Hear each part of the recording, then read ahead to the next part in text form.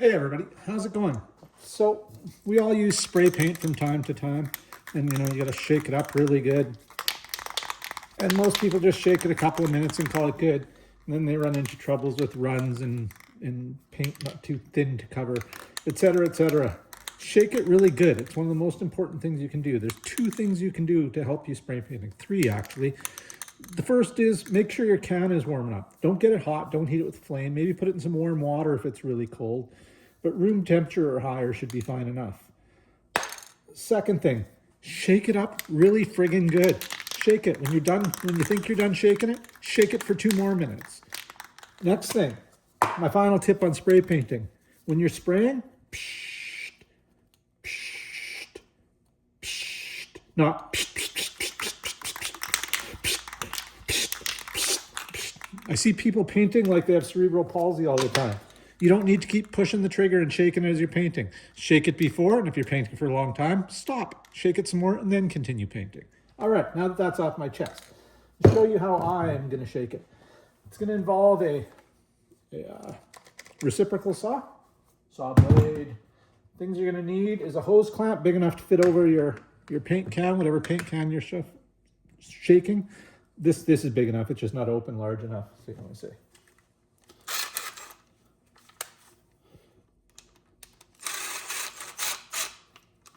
That should fit over the can easily. You want it big enough to fit, but not too huge. So that's perfect. I'll set the can aside. And what we're going to do is go ahead and open this all the way, because we're going to have to drill it. Now, you're going to find a spot that's roughly halfway. You can straighten this out. It'll curve itself after. And we're going to use the center punch here. And we're going to center punch where we want to drill, which is right about, let's say there. Get it centered in the band. That should work. Then you're going to want, oh, where did my screw go? There it is. I'm using a little self-tapper. So find whatever screw. You want a screw that'll fit nicely in your hose clamp and in your blade. You don't want something too big or too small. Something just the right size, same as Montreal. 3/32 a bit small. Let's go with 7/64. Pull that in, and let's see.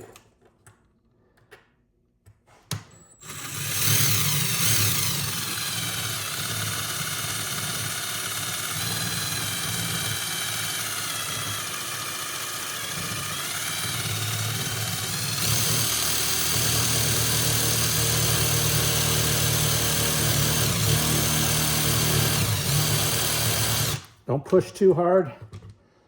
You'll break your bit. These are extremely hard to go through. They're stainless. Stainless is very hard to, I can smell the wood burning underneath.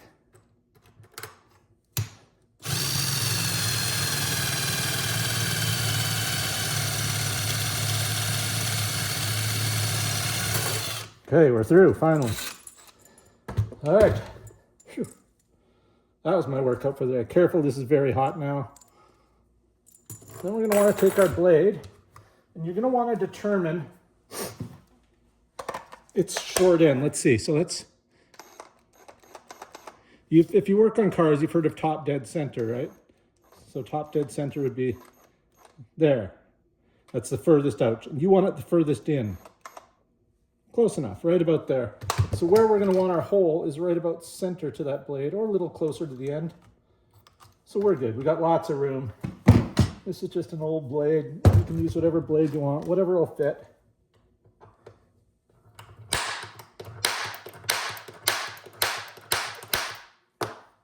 This should be fun to drill. I might move over to the drill press for this one.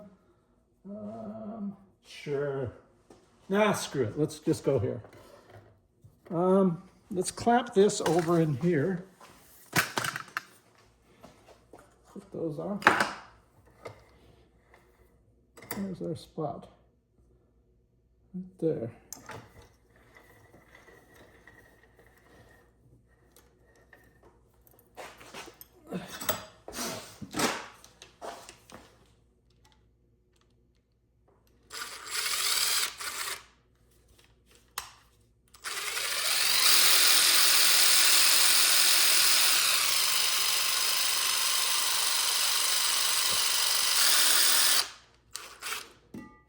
Maybe we will get set up in the drill press. Hold on a second, folks. I'll get you set up in the drill press. All right, folks, I couldn't get it set up in the drill press. I couldn't clamp it properly. So what we're gonna do is keep the blade, kind of anneal it, soften up the metal.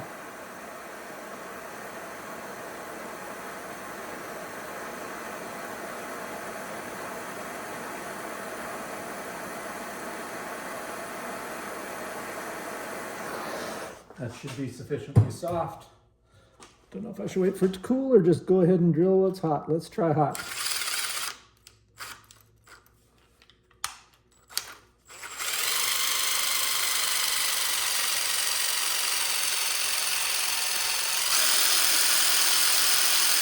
Not even making a difference.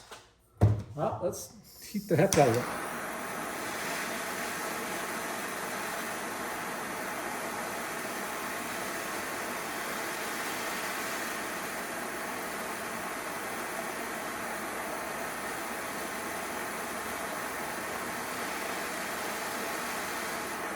All right.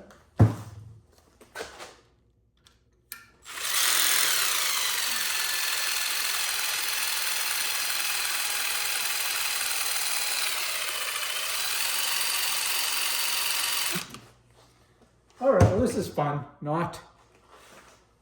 Let's figure something else out. Hold on a second here.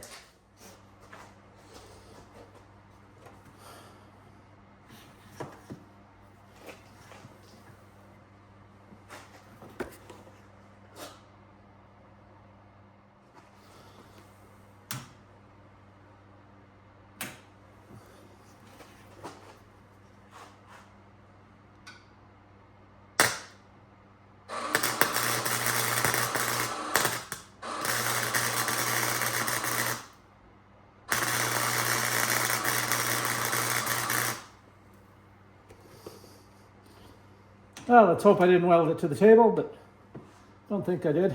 Nope. What might have welded to the clamp, but that's okay. Let's put another bead on this side of the clamp.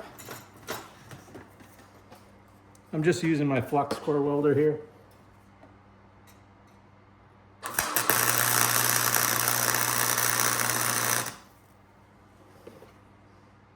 That's pretty hot. That should be good.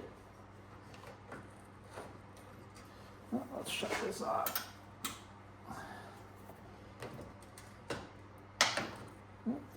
Took my helmet off. That's probably pretty hot. Let's get a brush here and clean it off.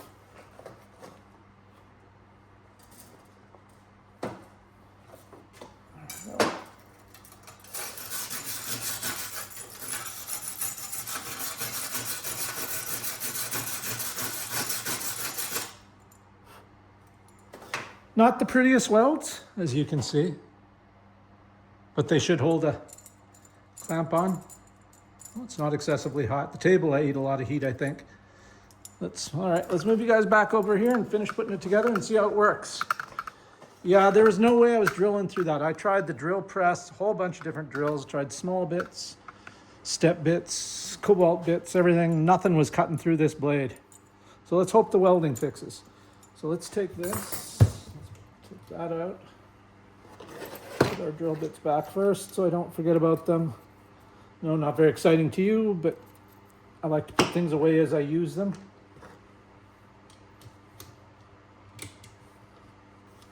All right. Let's get that fed back into there.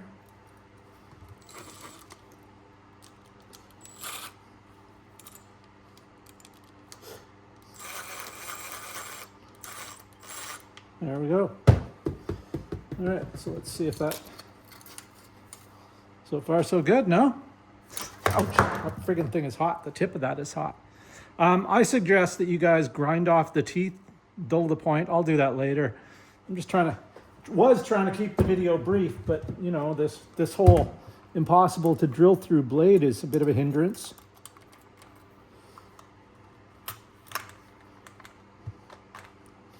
Okay, so let's put that in there.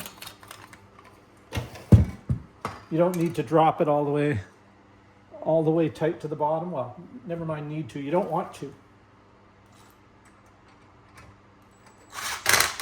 There you go. Don't need to tighten the crap out of that either. Let's take that off.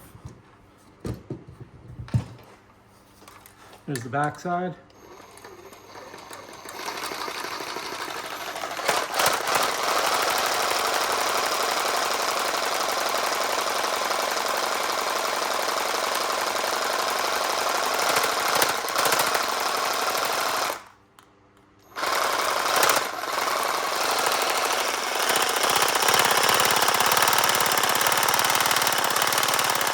She'll handle full speed.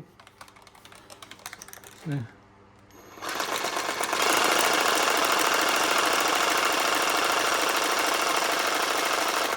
Couple of minutes of that and your paint's going to be shaken up very well.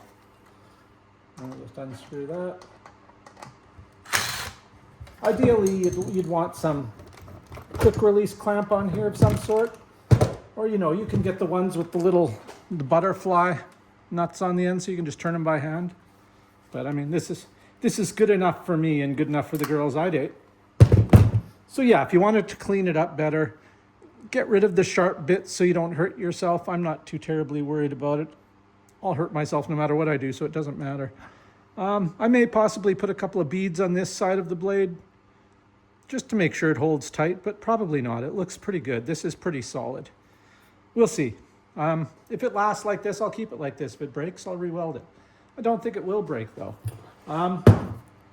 Drilling through these, very, very hard. That's why I switched to welding, obviously. Extremely hard. I tried that blade. I tried a Milwaukee or Diablo blade, just as bad. I tried a cheaper Ryobi blade, just as bad. So it's not the blade. All these blades are hardened for a reason, so they don't go dull as soon as you use them. Makes them very hard to drill, even in a drill press with a sharp blade. But they're not immune to welding. Welding works good, even on a stainless clamp.